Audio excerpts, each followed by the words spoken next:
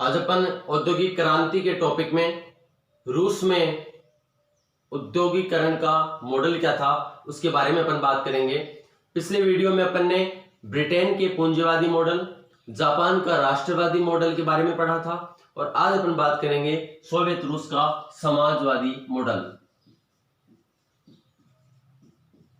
Soviet रूस का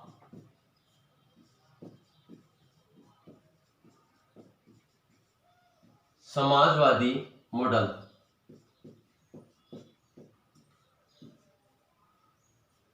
देखिए 1930 के बाद में जब 1929 की आर्थिक मंदी आई थी और केन्स ने सिद्धांत दिया था कि राज्य को भी उद्योगों को बचाने के लिए हस्तक्षेप करना चाहिए और उसके बाद में ही प्राय देशों ने राजकोषीय नीति, फिस्कल पॉलिसी बनानी चालू की है।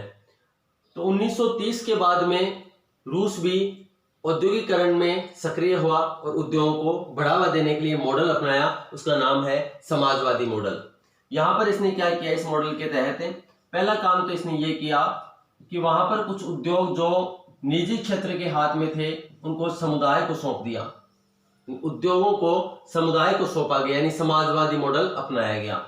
दूसरा, बीच में एक फेज आया जहां पर इन्होंने मार्क्सवादी मॉडल भी अपनाया कुछ समय के लिए और उद्योगों के ऊपर राज्य का अधिकार कर दिया, उद्योग राज्य के अधीन कर दिए गए। यहां पर उद्योग समुदाय के अधीन थे, यह व्यवस्था थी समाजवादी व्यवस्था। और इतनी तेज गति से इसके तहत क्या किया रूस ने कि सरकार थी उसने उद्योग लगाए।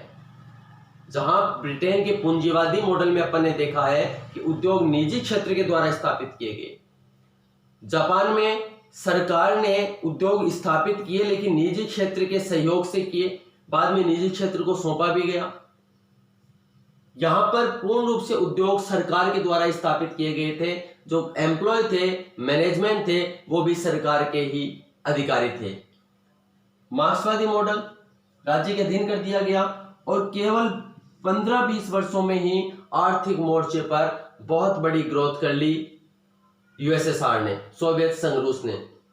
इसका एक कारण यह भी था कि बहुत बड़ा भूभाग इनके पास में था और कच्चे माल की कोई कमी नहीं थी। यहाँ पे कच्चा लोहा, तेल जैसे, गैस जैसे कच्चा माल था, वो बहुत ही बहुतायत मात्रा में इनके पास में उपलब्ध था। इसके बाद में इन्होंने अर्थव्यवस्था को गति देने के लिए एक योजनागत मॉडल अपनाया। आर्थिक क्षेत्र में योजनागत मॉडल को अपनाया गया। इस योजनागत मॉडल में इन्होंने क्या किया, ये वही है जो पंचवर्षीय योजनाएं थी भारत में। भारत में पंचवर्षीय योजनाएं लाने का श्रेय जवाहरलाल नेहरू को जाता है और जवाहरलाल नेहरू ने ये रशिया से ही ली थी, यानी भारत ने रशिया से मोटिवेट होकर के ही उसी की प्रेरणा से पंचवर्षीय योजनाओं की शुरुआत की थी, जिसके तहत क्या किया जाता था, जैसा भारत में भी किया जाता था, एक क्षेत्र, दो क्षेत्र होते थे, इन्हें प्राथमिक क्षेत्र रखा जाता था, इन्हें प्राथमिकता दी जाती थी कि अगले 5 वर्ष में इस क्षेत्र का इतना प्रतिशत ग्रोथ करने का लक्ष्य है। तो जिसमें प्राथमिकता दी जाती थी उस क्षेत्र की तो ग्रोथ हो गई, जिसे प्राथमिकता नहीं दी जाती थी वो क्षेत्र पिछड़ते गए। फिर इसके बाद में जब दूसरा विश्व युद्ध हो गया, यूएसएसआर और अमेरिका दो बड़े गुट बन गए।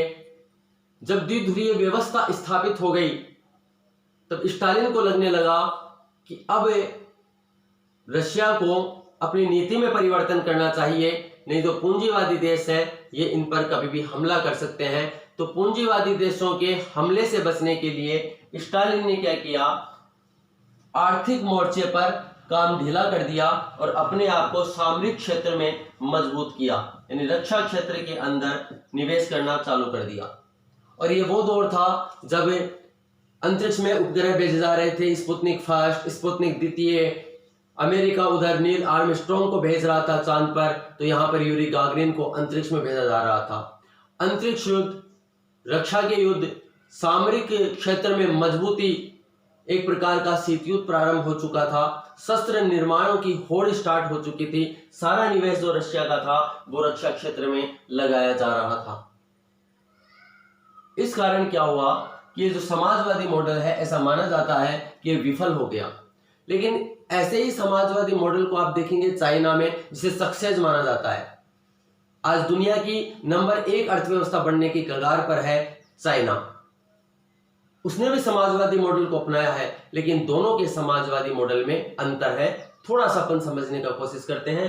पहले यहाँ का जो टॉपिक है रूस का समाजवादी मॉडल, उसमें पहले समुदायवाद को उद्योग सौंपे गए, फिर मार्क्सवादी फेज आया एक बीच में, फिर आर्थिक योजनाओं के तहत प्राथमिकता वाले क्षेत्रों पर ध्यान दिया जाता था, लेकिन जिन क्षेत्रों को प्राथमिकता में नहीं रखा गया वो धीरे धीरे पिछड़ते गए और ध्यान रक्षा क्षेत्र पर दिया गया। क्यों दिया गया कि जो पूंजीवादी देश है ये कहीं यूएसएसआर पर हमला नहीं कर दें या उसके साम्यवाद के लिए बाधा नहीं बन जाए, इसलिए उन्होंने रक्षा क्षेत्र पर ज्यादा ध्यान दिया। ये पिछड़ने में जो मुख्य कारण थे कि समाजवादी मॉडल विफल क्यों रहा, तो समाजवादी मॉडल विफल रहने में कुछ एक कारण है। सबसे पहला कारण तो ये है कि उन्होंने सब क्षेत्रों पर ध्यान नहीं दिया। इन्होंने निजी क्षेत्र के लिए बाजार नहीं खोले और सरकारी कर्मचारी थे उनमें कार्यकुशलता बहुत कम थी। कार्यकुशलता के स्तर पर वो पिछड़े हुए थे, जिस कारण वहां पर ग्रोथ नहीं हो पाई। अब चाइना का समाजवादी मॉडल कैसे सक्सेस हो गया?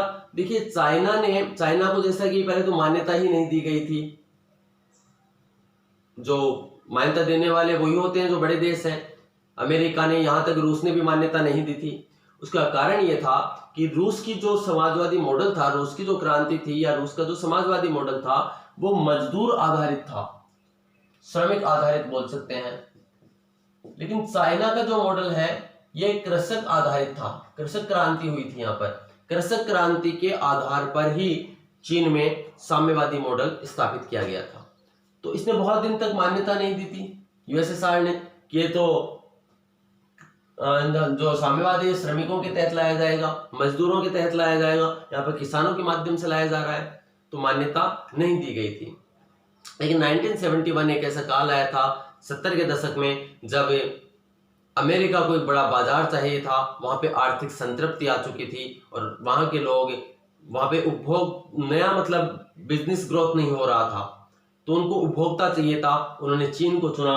निक्सन, और इस समय यहाँ का निक्सन राष्ट्रपति था अमेरिका का और चाइना का राष्ट्रपति था जेडोंग। तो जेडोंग और निक्सन में समझौता होता है, बाजार खोल दिए जाते हैं चीन के। अमेरिका को लगता है कि एक बार अंगुली तो पकड़ने दीजिए, हाथ तो बाद में आ जाएगा। लेकिन यहां पर अमेरिका चीन की नीति को भांपने में नाकामयाब रहा। अमेरिका को लगता था कि ये डेमोक्रेटिक कंट्री बन जाएगा धीरे धीरे, लेकिन ऐसा हो नहीं पाया। ये रूस का मॉडल था, ये चाइना का मॉडल है, जिसने समाजवादी मॉडल ने बहुत ग्रोथ की है।